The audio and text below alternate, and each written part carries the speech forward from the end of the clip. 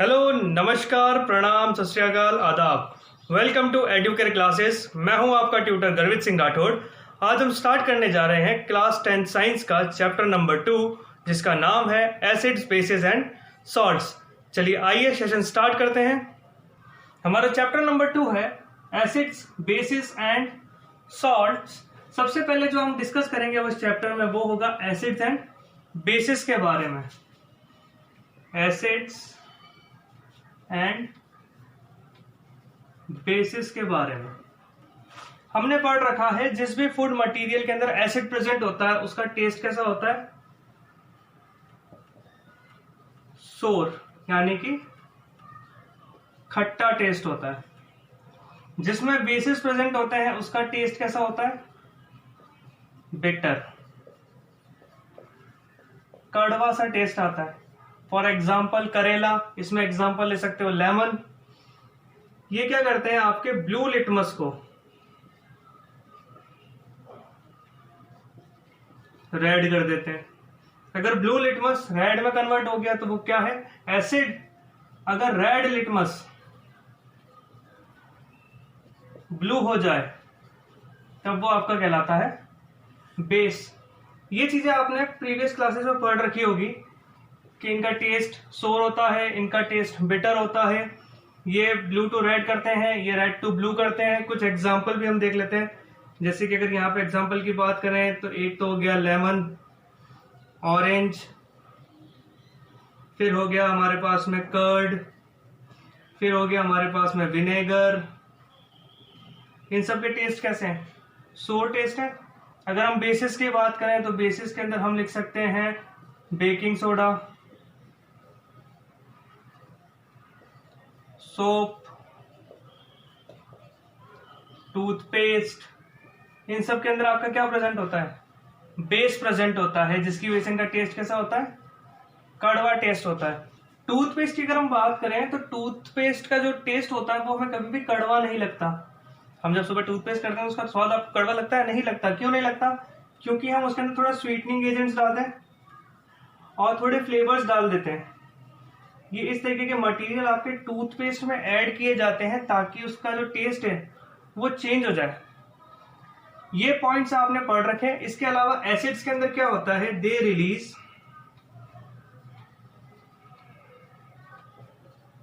H+ ions. ये कौन से आयंस रिलीज करेंगे? H+ ions. ये रिलीज करते हैं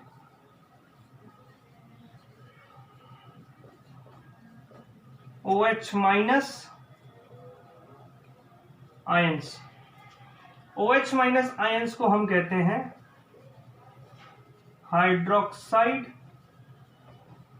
आयन। तो एसिड्स और बेसिस के बीच में डिफरेंस क्या है? इनका टेस्ट कैसा होता है? सोर। इनका टेस्ट कैसा होता है? Bitter. They convert blue litmus to red, they convert red litmus to blue. Examples are lemon, orange, curd, vinegar. Examples are baking soda, soap and toothpaste. they release H+ ion and they release OH- ions. तो acids और bases के बीच में हमारे पास में 4 differences हैं। आई hope आपको ये 4 डिफरेंसेस क्लियर हुआ होगा। चलिए टॉपिक को आगे लेके चलते हैं। हमारा नेक्स्ट टॉपिक है इंडिकेटर्स। अब इंडिकेटर्स क्या होते हैं? नाम से पता चल रहा है ये किसी चीज को इंडिकेट कर रहे होंगे। तो ये क्या करते हैं? These substances changes their color in the presence of acidic and basic medium। Indicators आपके वो सब्सटेंसेस होते हैं जो एसिडिक या बेसिक मीडियम के अंदर आने पर अपना कलर चेंज कर लेते हैं। फॉर एग्जाम्पल अगर हम बात करें तो मैं बहुत बेसिक सा एक एग्जाम्पल ले रहा हूं। आपने नोटिस किया होगा टर्मरिक। टर्मरिक मतलब क्या होता है? हल्दी। अगर आपके कपड़े पर हल्दी गिर जाए और अगर आप उसे वॉश करते हो तो वॉश करने पर जो टर्मरिक का स्टेन होता है वो कैसे कलर का होता है? येलो। जब आप उस पर सोप लगाते हो तो ये कलर चेंज हो जाता है आपका ब्राउन। कब? In the presence of soap. तो टर्मरिक ने अपना कलर येलो से किस में चेंज किया? ब्राउन। और किसके प्रेजेंस में किया? सोप के प्रेजेंस में। और सोप क्या है? एक बेस। तो बेस के प्रेजेंस में टर्मरिक ने अपना कलर चेंज किया, तो टर्मरिक क्या कहलाएगा? इंडिकेटर। टर्मरिक कहलाएगा इंडिकेटर, जो एक बेसिक मीडियम को शो कर रहा है। उसने बेस के आने पर अपना कलर येलो से क्या कर दिया? ब्राउन। तो जब हमने किसी क्लोथ को वॉश किया जिसपे टर्मरिक था, टर्मरिक का कलर कैसा होता है? येलो। तो वो स्टेन जो होगा आपका, वो कैसे कलर का होगा? येलो कलर का होगा। जैसे ही आप उसके ऊपर क्या लगाओगे? सोप, उसका कलर कैसा हो जाएगा? ब्राउन। फिर अगर आप उसको वाटर से रिंस करते हो, आप कपड़े को पानी में झकोलते हो, तो वो कलर वापस से कैसा होने लग जाएगा? येलो। क्यों? क्योंकि यहां से जो सोप था वो क्या हो गया? रिमूव हो गया। रिंस करने पर सोप क्या हुआ? रिमूव हुआ। स्टेन वापस कैसे कलर का हो गया? येलो कलर का। तो इंडिकेटर चेंज करते हैं अपना colour in the presence of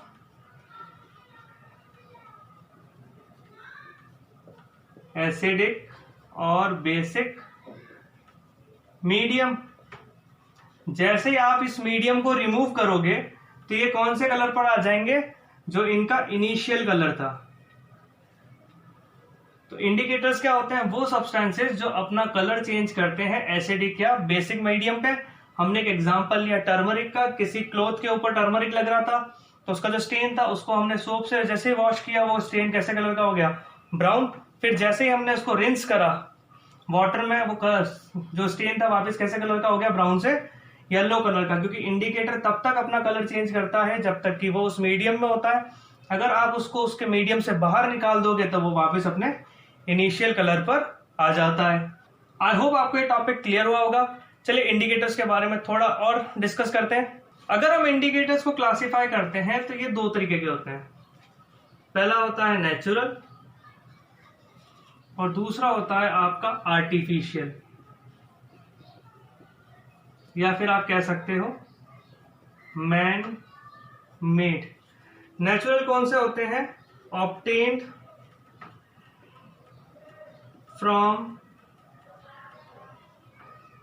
nature और नेचुरल रिसोर्सेस। अगर आप किसी नेचुरल रिसोर्सेस से जो मटेरियल एक्सट्रैक्ट कर रहे हो और वो एसिडिक बेसिक मीडियम में काम आ रहा है, तो वो कहलाएगा नेचुरल इंडिकेटर। एग्जाम्पल हो गया आपका litmus, turmeric, red cabbage water. अगर आर्टिफिशियल या मैनमेड की बात करें, these are prepared in laboratories और बाय मैन-मेड मेथड्स। वो इंडिकेटर्स जिसे हमने लेबोरेटरीज में बनाया हो वो क्या कहलाएंगे? आर्टिफिशियल्स। अगर इसके एग्जाम्पल की बात करें तो इसमें आता है फेनोल्फ्थलीन एंड मेथिल ऑरेंज। फेनोल्फ्थलीन और मेथिल ऑरेंज कैसे हैं? आर्टिफिशियल इंडिकेटर्स है। जबकि turmeric, litmus, red cabbage water ये किसके अंदर आएंगे? नेचुरल इंडिकेटर्स के अंदर। आई होप आपको ये टॉपिक क्लियर हुआ होगा। चलिए आगे चलते हैं। लिटमस की बात करें, litmus is a purple dye which is extracted from lichen, a plant belonging to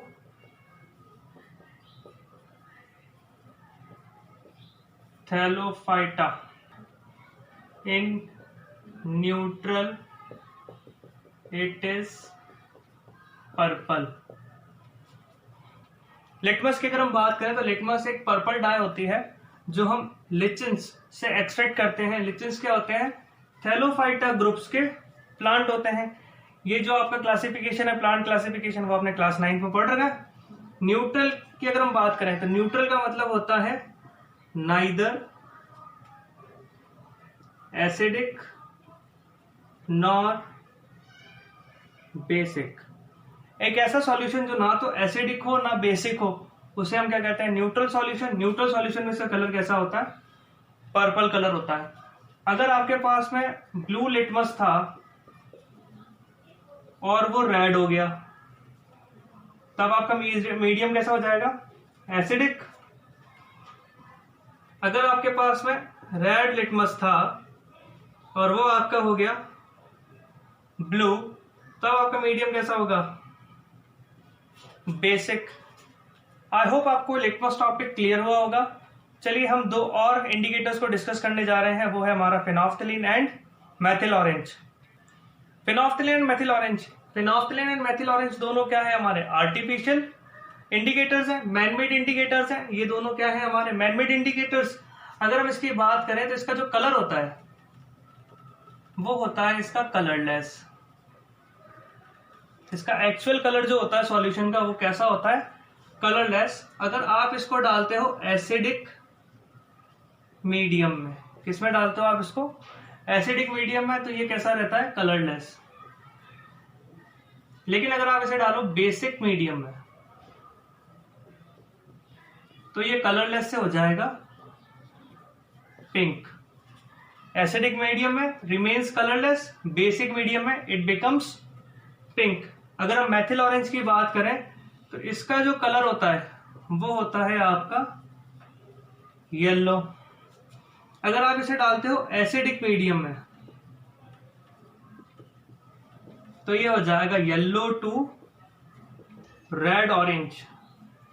red से ऑरेंज का शेड देगा, येलो से कन्वर्ट हो जाएगा रेड से ऑरेंज की शेड में। अगर आप इसको डालते हो बेसिक मीडियम के अंदर तो ये कलर देता है येलो। मतलब ये बेसिक मीडियम में कोई चेंज नहीं देता। एसिडिक मीडियम में कैसा हो जाता है? Red orange. और अगर हम इसकी बात करें तो कलरलेस रहता है, और बेसिक मीडियम में कैसा हो जाता है? पिंक। आई होप आपको इनकी टेस्टिंग क्लियर हुई होगी। फेनोल्फथालीन से कैसे टेस्ट कर सकते हैं, मेथिल ऑरेंज से कैसे कर सकते हैं, लिटमस से कैसे कर सकते हैं। चलिए आइए एक क्वेश्चन डिस्कस करते हैं। इंडिकेटर्स पे बेस्ड हमारा एक क्वेश्चन है, if you have 3 samples A, B, C containing acid, basic and neutral solutions, how will you check its presence using red litmus solution? तो हमारे पास में 3 टेस्ट ट्यूब्स हैं, test tube A, test tube B and test tube C, और इन तीनों के अंदर एक सॉल्यूशन फेल है आपका।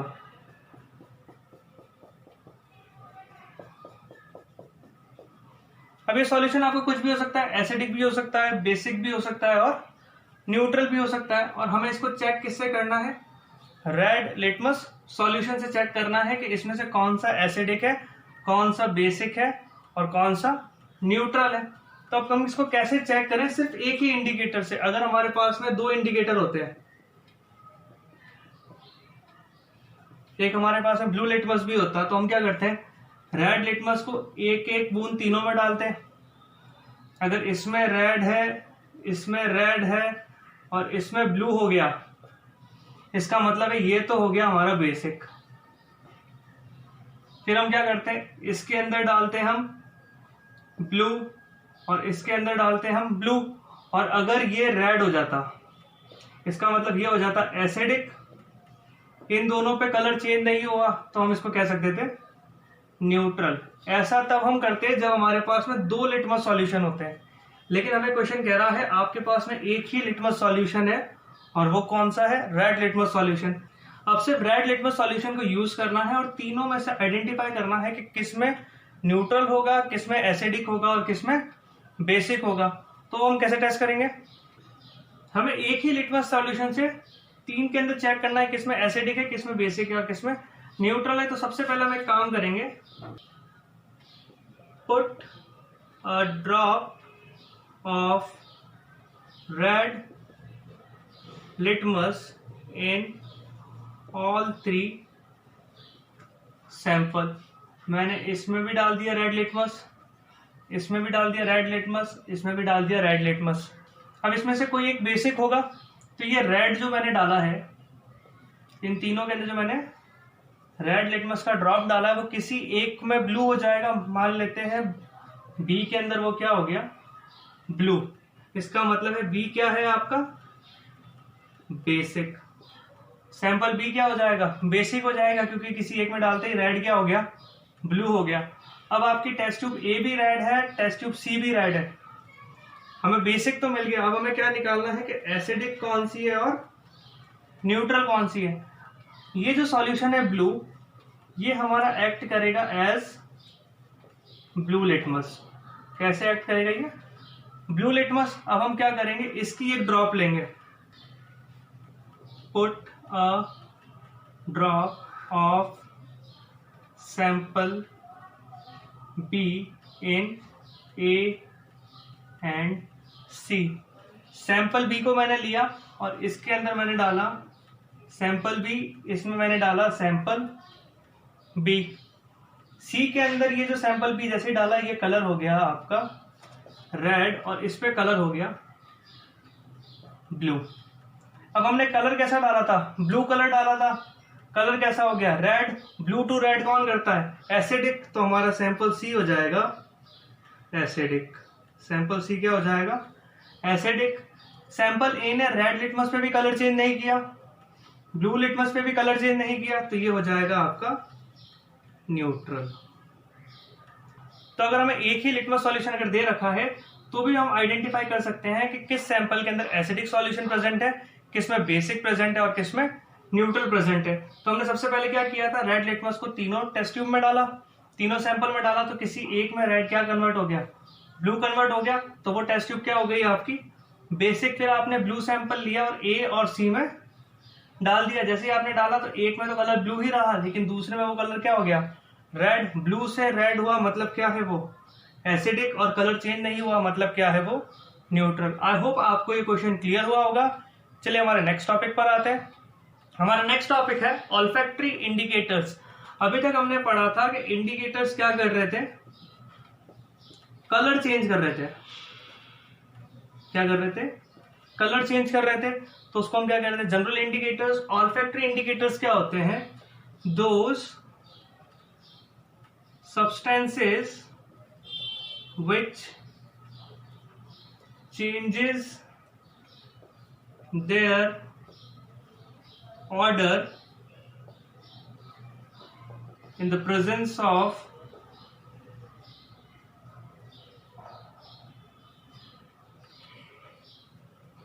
acidic and basic medium। Normal indicator क्या करता है, कलर चेंज करता है, लेकिन अगर आपके पास में है ऑल्फैक्टरी इंडिकेटर्स, कौन से इंडिकेटर्स, ऑल्फैक्टरी इंडिकेटर्स, वो अपना ऑर्डर या अपनी स्मेल में चेंज लाते हैं। किसमें चेंज आता है, स्मेल में या ऑर्डर में चेंज आता है, तो हम कहते हैं ऑल्फैक्टरी इंडिकेटर्स। और नॉर्मल कलर चेंज हो रहा है तो हम उसे क्या कहते हैं, जनरली इंडिकेटर्स। तो ऑल्फैक्टरी इंडिकेटर्स क्या होते हैं, दो substances which changes their order in the presence of acidic and basic mediums। इनके एग्जांपल्स की अगर हम बात करें तो इसका एग्जांपल होता है वेनिला, क्लोव, अनियन। ये किसके एग्जांपल्स हैं आपके, ऑल्फैक्टरी इंडिकेटर्स के। Vanilla, clove, onion. क्लोव मतलब होता है लौंग। अगर हम बात करते हैं अनियन की, अगर हम बात करते हैं तो अगर आपने चाउमीन खाई है या इस तरीके के फास्ट फूड खाए हैं जिसमें हम किसको यूज करते हैं, विनेगर को यूज करते हैं। विनेगर को यूज करते हैं। विनेगर क्या होता है आपका, एसिड। विनेगर के अंदर अगर आप अनियन को डालते हो तो अनियन की जो स्मेल है ना, वो हो जाती है पंजेंट स्मेल हो जाती है। अनियन का स्मेल जो होगा वो चेंज हो जाएगा, एक तीखी सी आपको एक स्मेल आएगी अजीब सी। वो किसकी वजह से आएगी, विनेगर की वजह से आएगी। अगर आप नॉर्मली ऑयल में अनियन को फ्राई करते हो तो उसकी स्मेल अलग होगी, लेकिन अगर आपने उसके अंदर क्या डाल दिया, विनेगर, तो अनियन की जो स्मेल है वो चेंज हो जाएगी। तो अनियन क्या कर रहा है, अपनी स्मेल को चेंज कर रहा है, किसके प्रेजेंस में, विनेगर के प्रेजेंस में। तो ये क्या कहलाएगा, ऑल्फैक्टरी इंडिकेटर। आई होप आपको ऑल्फैक्टरी इंडिकेटर क्लियर हुआ होगा। चलिए हमारे नेक्स्ट टॉपिक पर आते हैं। हमारा नेक्स्ट टॉपिक है chemical properties of acids and bases, जिसमें हमारा फर्स्ट पार्ट है reaction of acid with metal. अगर मेरे पास में कोई एसिड है, फॉर एग्जांपल H2SO4, और अगर इसके अंदर मैं डाल देता हूं जिंक, मैंने H2SO4 में क्या ऐड करा, जिंक। अगर हम रिएक्टिविटी ऑर्डर की बात करें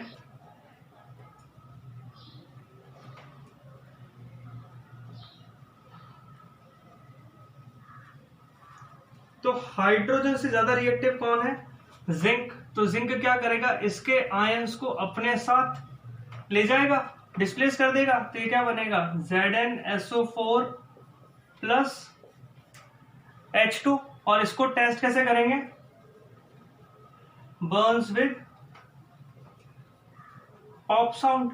अगर ये गैस कैसे बर्न हो रही है, पॉप साउंड के साथ में, तो वहां पर कौन सी गैस प्रेजेंट है, H2। तो हम कह सकते हैं acid plus metal gives hydrogen gas. ये लिखा ना यहाँ पे ZnSO4। अगर आपके मेटल के साथ में सल्फेट, क्लोराइड, नाइट्रेट, इस तरीके के कंपाउंड जब जुड़े होते हैं तब हम उसे कहते हैं सॉल्ट। तो अगर आप एसिड के अंदर क्या डालते हो, मेटल, तो आपको एक मिलता है सॉल्ट और साथ में मिलती है हाइड्रोजन गैस। तो एसिड प्लस मेटल क्या होगा, salt plus hydrogen gas. H2SO4 plus Zn gives ZnSO4 plus H2। और यहां पे कौन सी रिएक्शन हो रही है, डिस्प्लेसमेंट रिएक्शन, जिसमें higher reactive element lower reactive element से उसके आयंस या कंपाउंड को डिस्प्लेस कर रहा है। आई होप आपको reaction of acid with metal clear हुआ होगा। अब हम देखेंगे reaction of base with metal. हमारा नेक्स्ट टॉपिक है reaction of base with metal. तो मैंने एक बेस ले लिया NaOH, इसमें एक मेटल डाल दिया Zn। तो इसमें होगा क्या आपका, यहां पर आप लोगे 2 मॉलिक्यूल्स, क्योंकि जो कंपाउंड बनता है वो होता है Na2ZnO2 Na2ZnO2 प्लस H2। यहां पे भी क्या रिलीज हो रही है, हाइड्रोजन गैस। और यहां पर आपका NaOH था और यहां बन रहा है Na2ZnO2। यहां पर आपके 2 मेटल कंपाउंड्स हैं। तो ये इसका जो नाम होता है वो होता है सोडियम जिंकेट। ये भी एक तरीके का क्या है, सॉल्ट है। सोडियम जिंकेट क्या बनेगा, सॉल्ट बनेगा। तो अगर हम बेस के अंदर क्या डालते हैं, मेटल डालते हैं, तो भी हमें क्या मिलता है, सॉल्ट प्लस हाइड्रोजन गैस। अगर हम एसिड में मेटल डालते हैं तो भी हमें सेम चीज मिलती है, acid plus metal gives salt plus hydrogen gas. यहां पे भी एक सॉल्ट मिल रहा है और हाइड्रोजन गैस मिल रही है। सोडियम जिंकेट क्या है, एक सॉल्ट है। आई होप आपको reaction of base and acid with metal clear हुआ होगा। चलिए नेक्स्ट रिएक्शन पर आते हैं। हमारा नेक्स्ट रिएक्शन है reaction of acid with metal carbonates and metal bicarbonates. तो मैंने क्या लिया, एसिड लिया, उसमें मैं क्या डालने वाला हूं, एक बार डालने वाला हूं मेटल कार्बोनेट। तो एसिड ले लेते हैं हम HCl, मेटल कार्बोनेट ले लेते हैं हम Na2CO3। तो हम क्या करेंगे, इसको बैलेंस करने की यहाँ पे 2 लगाएंगे, तो आपको मिलेगा यहाँ पे 2 NaCl, Na और Cl साथ में निकल जाएंगे, प्लस CO2, यहां से CO2 रिलीज हो जाएगा, एक O और 2 हाइड्रोजन, तो मिलेगा आपको H2O। Acid plus metal carbonate क्या देता है आपको, NaCl क्या है, salt plus carbon dioxide plus water. तो एसिड प्लस मेटल कार्बोनेट क्या होता है, salt plus carbon dioxide plus water. अगर हम लेते हैं एसिड और उसमें डालते हैं मेटल बाई कार्बोनेट, इसको हम कहते हैं मेटल हाइड्रोजन कार्बोनेट। या तो आप बाई कार्बोनेट कह लो या हाइड्रोजन कार्बोनेट कह दो। उसमें क्या होगा, हमने एक एसिड ले लिया HCl, और इस पर हम डाल रहे हैं मेटल बाइकार्बोनेट, मतलब कि NaHCO3। तो यहाँ पे आपको मिलेगा NaCl, Na और Cl मिलके, ये CO3 ब्रेक हो जाएगा CO2 में, यहाँ पर एक ऑक्सीजन, ये दोनों हाइड्रोजन मिलके बनाएंगे वाटर। तो यहाँ पे भी आपको क्या मिल रहा है, salt plus carbon dioxide plus water. तो एसिड अगर मेटल कार्बोनेट से रिएक्ट करे, चाहे एसिड मेटल बाइकार्बोनेट या मेटल हाइड्रोजन कार्बोनेट से रिएक्ट करे, आपके कंपाउंड्स जो होते हैं वो सेम होते हैं, salt, carbon dioxide and water. ये हमारी कौन सी गैस रिलीज हो रही है, CO2 गैस रिलीज हो रही है। तो CO2 की टेस्टिंग कैसे करते हैं, CaOH होल ट्वाइस, इसे हम क्या कहते हैं, लाइम वाटर। अगर इसके अंदर से हम CO2 गैस पास कराते हैं तो हमें मिलता है CaCO3 which is white PPT। और साथ में आपको क्या मिलेगा, H2O, CaCO3 प्लस H2O मिलेगा, वाइट PPT। ये क्या है आपका, इनसॉल्यूबल। अगर आप इन एक्सेस करते हो, आप क्या कर रहे हो, CO2 को एक्सेस में पास करा रहे हो। अगर हम एक्सेस CO2 पास कराते हैं तो एक्सेस CO2 किस में पास कराएंगे, जो हमारा प्रोडक्ट बना इसी पे तो पास कराएंगे। तो हम लिखेंगे CaCO3 प्लस H2O, इसके अंदर हम क्या पास करा रहे हैं, एक्सेस CO2 प्लस CO2, ये आपको देता है CaHCO3 होल ट्वाइस। ये क्या देगा आपको, मेटल बाइकार्बोनेट, क्योंकि यहाँ पे कैल्शियम था तो इसने दिया कैल्शियम बाइकार्बोनेट। और ये कैसा होता है, सॉल्यूबल इन वाटर। ये तो CaCO3 तो होता है आपका इनसॉल्यूबल कंपाउंड, लेकिन कैल्शियम बाइकार्बोनेट या कैल्शियम हाइड्रोजन कार्बोनेट क्या होता है आपका, वाटर सॉल्यूबल। आई होप आपको reaction of metal carbonates and bicarbonates clear हुआ होगा, testing of CO2 gas clear हुई होगी, और एक्सेस का भी आपको रिएक्शन क्लियर हुआ होगा। चलिए थर्ड रिएक्शन पर आते हैं। हमारी नेक्स्ट टाइप ऑफ रिएक्शन है reaction of acid with base. अगर हम एसिड और बेस को आपस में मिक्स करते हैं तो हमें क्या मिलेगा, मैंने एक एसिड ले लिया HCl और एक बेस ले लिया NaOH। Na प्लस Cl क्या देगा, NaCl। H प्लस OH क्या बनाएगा, H2O। NaCl मतलब क्या होता है, सॉल्ट, H2O मतलब वाटर। तो एसिड प्लस बेस आपस में मिक्स होंगे तो क्या बनेंगे, salt plus water. The reaction in which acid and base combines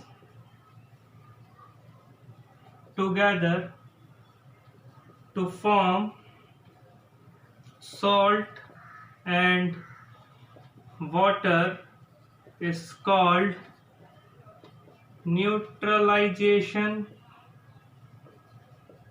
reaction. अगर आप कोई रिएक्शन करते हो जिसमें एसिड और बेस आपस में कंबाइन हो रहे हैं, जिससे आपको क्या मिल रहा है, सॉल्ट एंड वाटर, तो उस रिएक्शन को हम क्या कहते हैं, neutralisation reaction. Acid plus base gives salt plus water. हमारा टॉपिक था reaction of acid with base. हमने एसिड एंड बेस को मिक्स किया तो हमें क्या मिला, सॉल्ट एंड वाटर। तो ये जो रिएक्शन होती है जिसमें एसिड और बेस को रिएक्ट करके सॉल्ट एंड वाटर हमें मिलता है, उसे हम क्या कहते हैं, न्यूट्रलाइजेशन रिएक्शन। आई होप आपको टॉपिक क्लियर हुआ होगा। चलिए नेक्स्ट रिएक्शन देखते हैं। हमारी फोर्थ रिएक्शन है reaction of metal oxide with acid. तो मैंने मेटल ऑक्साइड लिया और उसमें क्या डाला, एसिड। मुझे देखना है कि कंपाउंड्स क्या फॉर्म हो रहे हैं। तो एक मेटल ऑक्साइड ले लेते हैं हम, जिंक ऑक्साइड। जिंक एक मेटल है और ऑक्साइड का मतलब होता है ऑक्सीजन। और यहां पे हम एसिड ले लेते हैं H2SO4। तो इसकी रिएक्शन क्या होगी, Zn और SO4 मिलके बना देंगे ZnSO4 प्लस H2 और O मिलके बनाएंगे आपके H2O। जिंक सल्फेट क्या है, सॉल्ट, और ये क्या है, वाटर। तो आपको क्या मिल रहा है, metal oxide plus acid gives salt plus water. अगर हम बात करते हैं न्यूट्रलाइजेशन रिएक्शन की, तो उसमें आपने क्या लिखा था, base plus acid gives salt plus water. तो सॉल्ट प्लस वाटर यहां पर भी है, सॉल्ट प्लस वाटर यहां पर भी है, यहां पर भी आप एसिड यूज कर रहे हो, यहां पे भी आप एसिड यूज कर रहे हो। यहां पर आपने यूज किया है मेटल ऑक्साइड और यहां आपने यूज किया है बेस। तो ये रिएक्शन कब इक्वल हो सकती है, जब ये दोनों कंपाउंड क्या हो, सेम हो। तो हम कह सकते हैं metal oxides are basic in nature. Metal oxide जो होगा उसका नेचर कैसा होगा, बेसिक होगा। वो एज अ बेस रिप्रेजेंट कर रहा है खुद को जब वो एसिड से रिएक्ट कर रहा है। तो मेटल ऑक्साइड कैसे हो गया, basic in nature. I hope आपको reaction of metal oxide with acid clear हुआ होगा। चलिए लास्ट टाइप ऑफ रिएक्शन पर आते हैं। हमारा last type of chemical properties है reaction of non metal oxide with base. इस बार हम क्या कर रहे हैं, एक नॉन मेटल ऑक्साइड ले रहे हैं और उसकी रिएक्शन किसके साथ करा रहे हैं, बेस के साथ। तो मैंने एक नॉन मेटल ले लिया, नॉन मेटल हो गया कार्बन और उसका ऑक्साइड हो गया कार्बन डाइऑक्साइड। इसको किसके साथ रिएक्ट करा रहा हूं मैं, बेस के साथ। बेस हो गया हमारा CaOH whole twice. CaOH whole twice plus CO2 क्या देता है आपको, CaCO3 plus H2। CaCO3 carbonate जुड़ रहा है किसी मेटल के साथ, तो ये कहलाएगा सॉल्ट प्लस ये क्या है, वाटर। तो नॉन मेटल ऑक्साइड अगर बेस से रिएक्ट करता है, नॉन मेटल ऑक्साइड जब बेस से रिएक्ट करता है तो देता है सॉल्ट प्लस वाटर। अगर हम बात करते हैं न्यूट्रलाइजेशन की, न्यूट्रलाइजेशन रिएक्शन, वो क्या होता है, acid plus base gives salt plus water. Acid और बेस को मिक्स करते हो तो क्या मिलता है, सॉल्ट प्लस वाटर। इसका प्रोडक्ट क्या है, सॉल्ट प्लस वाटर। इस रिएक्शन का प्रोडक्ट भी क्या होता है, सॉल्ट प्लस वाटर। रिएक्टेंट में आपने क्या लिया है, बेस, यहां पे भी क्या लिया है, बेस। यहां पर आपने ले रखा है नॉन मेटल ऑक्साइड और यहां पर आपने लिया है एसिड। तो ये नॉन मेटल ऑक्साइड का नेचर कैसा होगा, एसिडिक। तो non metal oxides are acidic in nature. Non metal oxides कैसे होते हैं, एसिडिक नेचर के होते हैं। और मेटल ऑक्साइड्स कैसे होते हैं, बेसिक नेचर के होते हैं। क्योंकि जब इसका नेचर एसिडिक होगा तभी तो ये बेस के साथ रिएक्ट करेगा और क्या बनाएगा, सॉल्ट प्लस वाटर। तो नॉन मेटलिक ऑक्साइड कैसा हो गया, एसिडिक। और मेटल ऑक्साइड कैसा था, बेसिक। आई होप आपको reactions of non metal with base and metal with acids clear हुआ होगा। आज का सेशन हम यही एंड करेंगे। नेक्स्ट सेशन के अंदर हम इस चैप्टर को फर्दर कंप्लीट करेंगे। अगर आपको हमारी वीडियो पसंद आई है तो वीडियो को लाइक करें, शेयर करें और चैनल को सब्सक्राइब नहीं किया तो फटाफट से चैनल को सब्सक्राइब कीजिए। Thank you.